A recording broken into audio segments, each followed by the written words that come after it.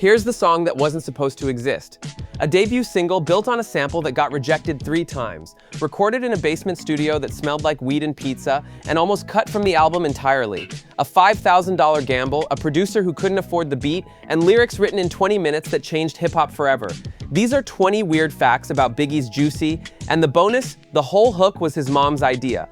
Plug in, this story's about to rewrite everything you thought you knew. Number 1, the sample got rejected, twice, then 3 times. Sean Combs wanted Motown's Juicy Fruit from 1983 so badly he kept calling the publisher back. They thought a hardcore rapper over that smooth soul groove was commercial suicide. Puffy wouldn't take no for an answer. He finally convinced them by playing Biggie's rough vocal over the phone. Sometimes you have to break down doors 3 times to make history. Number 2, the sample cost more than the entire music video budget. Clearing Juicy Fruit ran Bad Boy Records about $5,000 in 1994, a massive sum for an unknown artist's debut single. The video, shot in Brooklyn with handheld cameras and natural lighting, cost less than $4,000. Puffy bet the whole farm on that loop. The track itself was the priority, not the visuals. They knew the music would do the talking. Number 3, Biggie wrote the entire song in one studio session. Not days, not weeks. One night, producer Easy Mo B brought the track to D&D Studios on a cassette tape, played it for Big in the parking lot through terrible car speakers. By the time they walked upstairs, Christopher Wallace had the whole first verse in his head. The second verse came together during the recording. 20 minutes of writing for a track that would define a generation. Pure, unfiltered, genius. Number 4, it wasn't supposed to be the first single. Bad Boy Records wanted to lead with a harder, more aggressive track to establish Biggie's street credibility. Radio programmers heard Juicy and demanded it first. The label was terrified it was too soft, too commercial. Biggie himself pushed for it, knowing radio play would change everything. He was right. The streets would respect him regardless, but Juicy opened doors that hardcore tracks couldn't. Number 5, the hook references a specific childhood memory of Biggie's mother. That memorable opening line about reading magazines wasn't random. It was Christopher Wallace at age 12, reading Right On and Word Up. Magazines his mother bought him, dreaming about the life he saw on those pages. Valletta Wallace confirmed years later that she'd find him cutting out pictures of rappers and taping them to his bedroom wall. The song is literally his life becoming those pictures. Number 6, the music video featured Biggie's actual childhood apartment.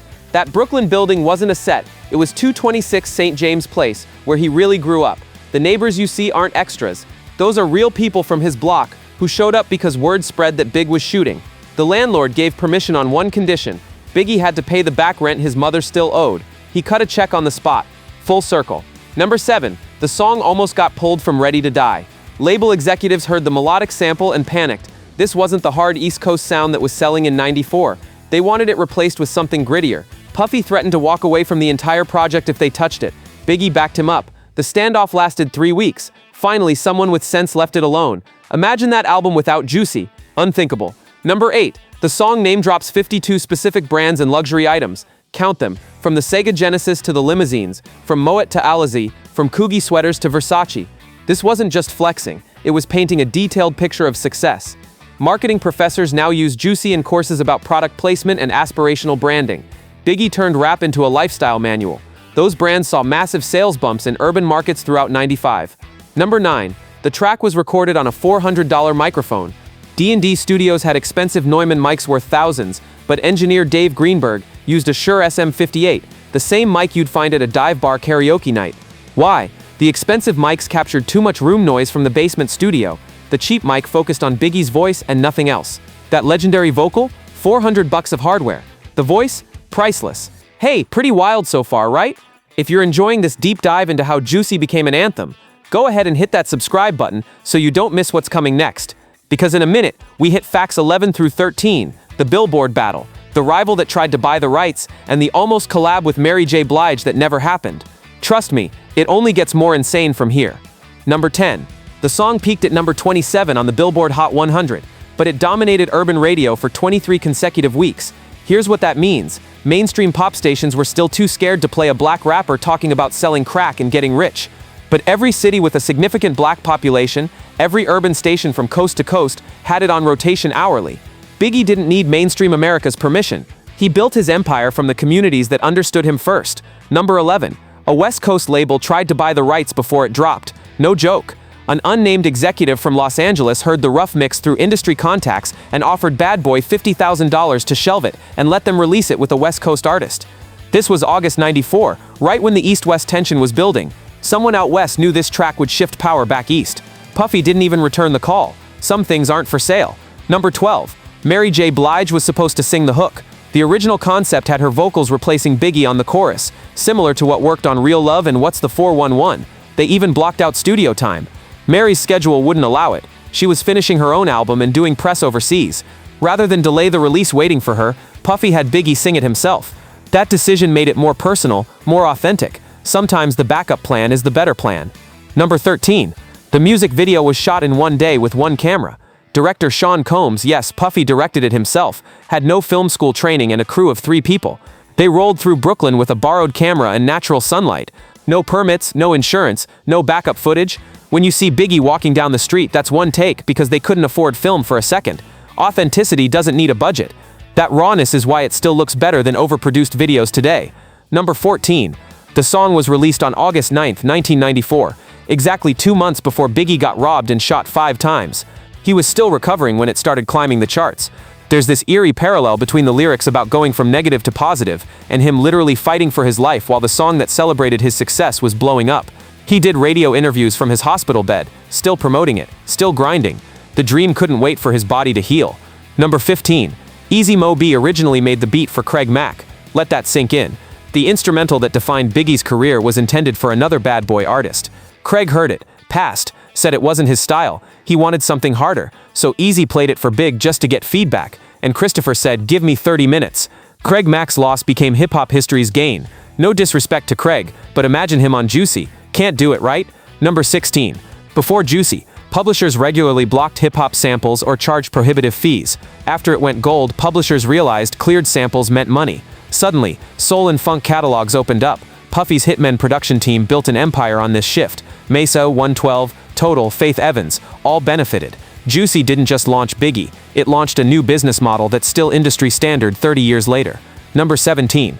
Biggie's mother heard it for the first time on the radio while driving to work. Valletta Wallace didn't know it was coming out. Big wanted to surprise her. She pulled over on the highway, crying, listening to her son tell their story to the world. She'd worked double shifts as a preschool teacher to keep him fed. Now he was on the radio saying it all meant something. She called him from a payphone, couldn't even speak. He just said, "I told you I'd make it, Ma." Every mother's dream, every son's promise kept. Number 18. The instrumental leaked 6 months before the official release, and nearly derailed everything. Someone inside the studio sold a cassette copy to a Boston bootlegger who pressed it on white label vinyl. By spring '94, DJs across the Northeast had it. Bad Boy had to rush the official release to compete with their own leaked product. That's why it dropped in August instead of the planned November date. The streets forced their hand. In a way, the bootleggers made it a hit faster than the traditional rollout would have. Number 19. Rolling Stone magazine originally gave it 2 stars out of 5. Let me repeat that. 2 stars. The review called it too polished for real hip-hop, and said the sample was lazy production. Critics didn't get it. They wanted the raw underground sound. 10 years later, the same magazine ranked it number 377 on their 500 greatest songs of all time list. Funny how time makes critics look foolish, isn't it? The culture knew it was special immediately. Critics needed a decade to catch up. But wait, before we hit the bonus fact that'll completely recontextualize everything you just heard, make sure you're subscribed with notifications on. We drop new music mysteries every week, diving deep into the tracks that changed culture. You won't want to miss what we're uncovering next. Number 20. The song was never certified platinum during Biggie's lifetime. Despite going gold in '95, it didn't hit platinum until 2004, 7 years after his death. He never knew how truly massive it became. The posthumous recognition, the generation of kids who grew up on it, the way it became graduation music and celebration music and inspiration music, moved. Christopher Wallace died at 24, believing he'd made one successful song. He never knew he'd made an eternal anthem. That's the tragedy and the triumph wrapped together. Bonus fact, the entire second verse was written as a response to his daughter Tuyana being born 2 weeks earlier. Listen again with that context. Every mention of wanting better, every reference to luxury items, every promise of success, it was a father telling his newborn daughter why he was about to risk everything. Christopher Wallace was 21 years old with a 2-week-old baby when he recorded those words. The famous line about birthdays being the worst days wasn't just about his childhood anymore. It was about breaking that cycle for her. Every bar was a promise to a baby girl sleeping in the next room. Tuyana Wallace grew up to inherit his estate, launch a clothing line, and honor his legacy. That verse was a prophecy he fulfilled. The whole song was a letter to his daughter before she was old enough to understand it. That's why Juicy hits different when you have children. It's not just a rags to riches story. It's a love letter from a father who refused to let poverty win. If Juicy shaped your taste, changed your life, or meant something to you, drop a like and subscribe for more untold stories from music history. Tell us in the comments which fact shocked you most: the Mary J. Blige version that never happened, the sample that got rejected 3 times, or that heartbreaking bonus fact about his daughter. Thanks for watching, and remember, it was all a dream that became reality, because one 21-year-old father refused to accept his daughter would grow up the way he did. Plug out.